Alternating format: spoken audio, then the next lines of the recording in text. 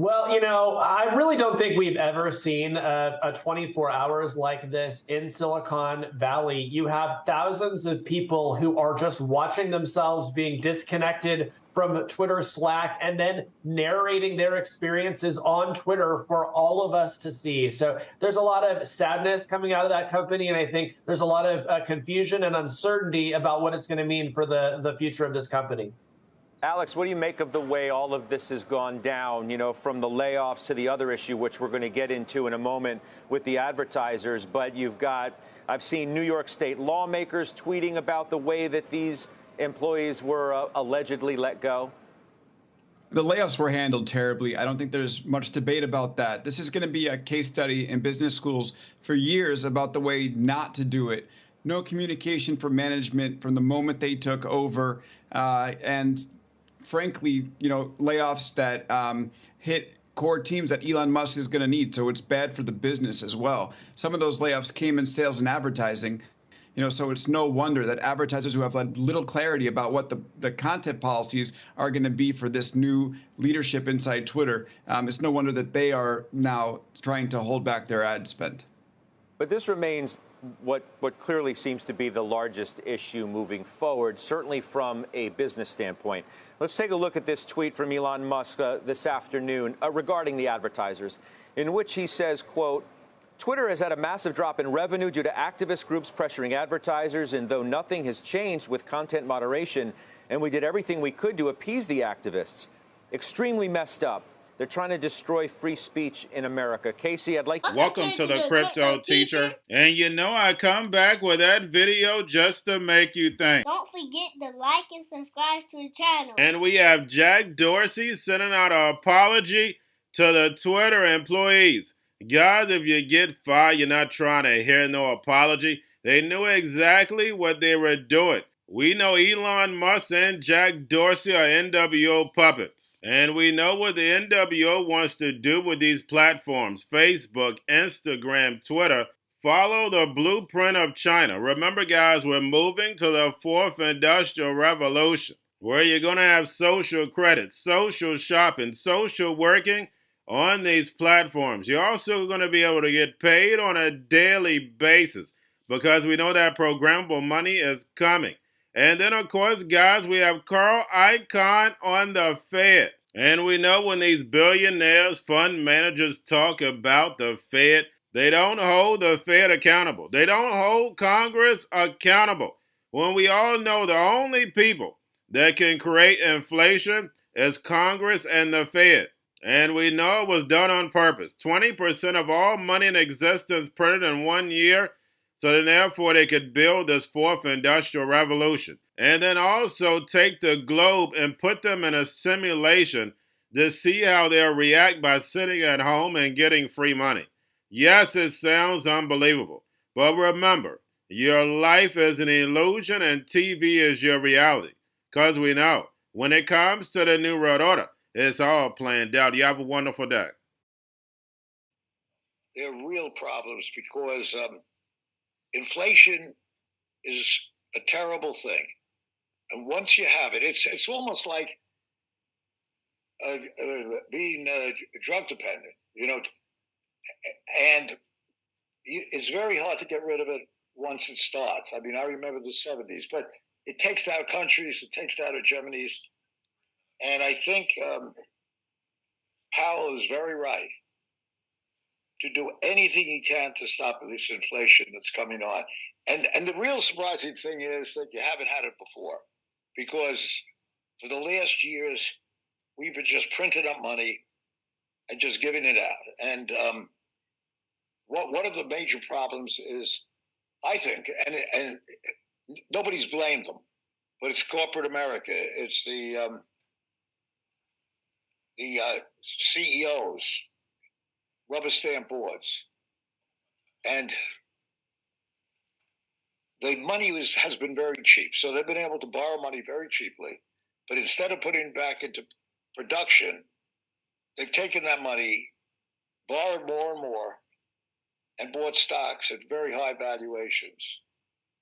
And now it's time to pay the price of that. So you'll have more and more debt coming due or interest rates to pay at higher prices. And that is a problem as far as earnings are concerned. And aside from that, household net worth, I would say median household net worth is really non-existent in this country. So half the households have no net worth. And the other half, except for the very top 10%, I think are very concerned about what's happening. And they're looking at their net worth, which is the market in their homes. And you have to be very concerned about that. I think that than he thought for even somebody like Musk, who's obviously proven that he can run multiple businesses successfully at once. Absolutely. It's definitely going to be a heavier lift than he thought. And you hear people around him talking about how it's going to be easy to turn this company around. And I think that's the first warning side. When people say trying to fix Twitter is easy, and it all feels easy to us as users, that sort of gives you an indication that they haven't thought through the problems as well as they should have. And I think that goes for Musk. I think that goes for the people that he's listening to. And I think I was feeling a little bit more optimistic at the beginning of the week, but now seeing the reckless nature of this layoff, the fact that how can you know who to cut? You're there for 6 days and you make your list.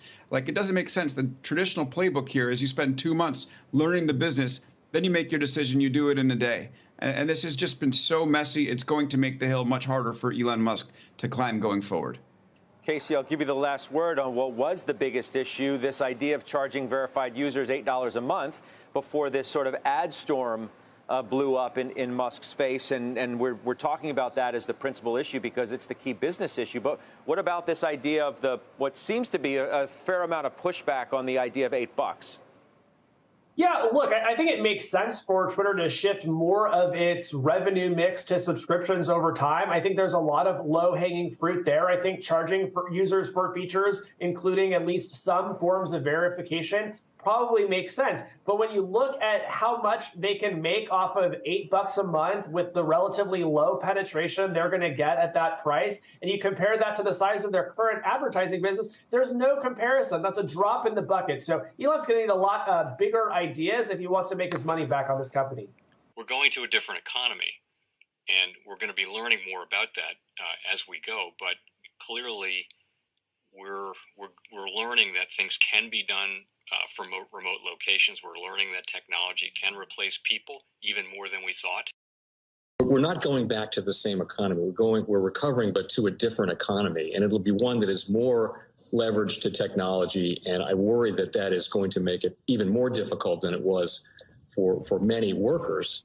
In Silicon Valley, and my friends who work in technology know that what we did to the manufacturing workers, we are now going to do to the retail workers, the call center workers, the fast food workers, the truck drivers, and then even bookkeepers, accountants, insurance agents, lawyers, and on through the economy. So what happened to the manufacturing workers is a very clear sign. This effort.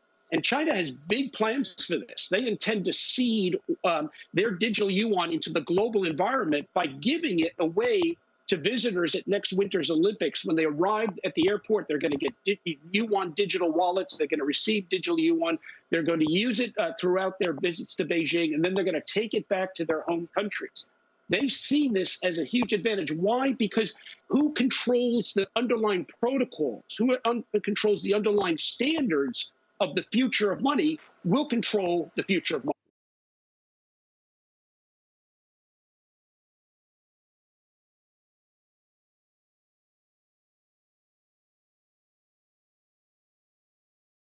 Most powerful person in the world is the storyteller.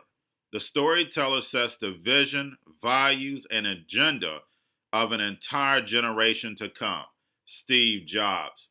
And guys, you know I truly believe in this. When you look at the New World Order, they're the storytellers. And that's the reason why I wrote my New World Order book.